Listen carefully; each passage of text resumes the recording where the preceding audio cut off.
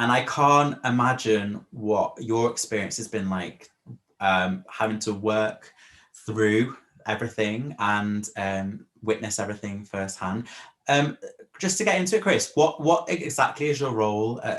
What type of doctoring are you doing in the hospital now?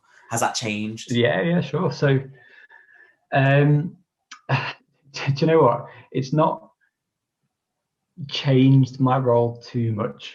And Mm. actually, and I'll get onto this, it's a little bit bad, but it's provided me with work Yeah. and an income. So I've been locuming for the past year and a half. Yeah. So I did my first couple of years of training.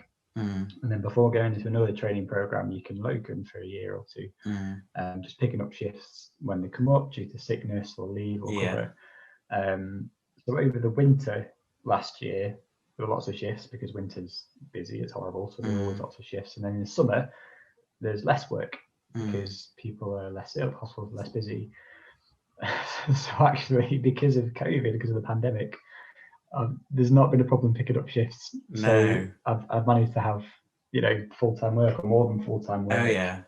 for most of the year. So in my one small way, compared to all the negatives, there's one small positive in that it's provided work for out of work doctors. Yeah.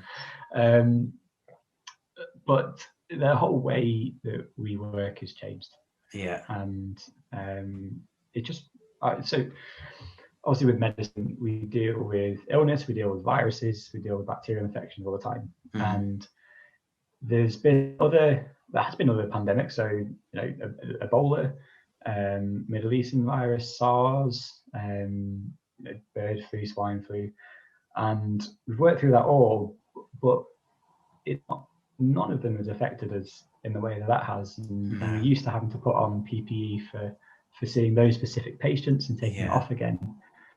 And then we started doing that with COVID. So we started putting on the full gown, the proper, really good masks and goggles, Yeah. just to see the COVID patients, and then taking it all off again and being back to normal. And then very quickly, like maybe not quickly enough, we realized it's all around us. Like it's Mm. not just isolated to this one patient we can keep in a side room. It's spread patient to patient, patient to staff, staff to staff.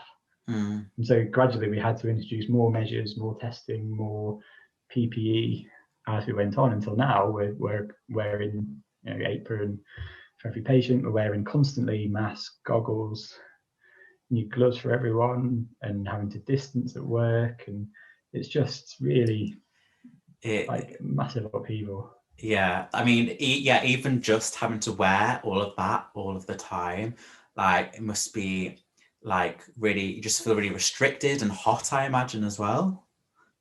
Oh my god. Yeah, that's as soon as you said that, that brought back some brought back some horrible memories of summer when it was roasting Oh and God. just Yeah. sweating into.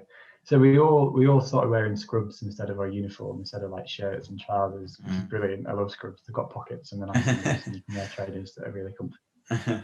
Um, but just with all the gown and stuff on top, it was just roasting. And then your Mm. glasses would steam up because of the mask, and Yes, I've been there. uncomfortable. Yeah, I've had Yeah, to yeah, since the shop's been open. It was open between August till end of October. Then we had another lock. No, not August. June. Sorry, June to October. It was open. Then we were closed for November doing click and collect.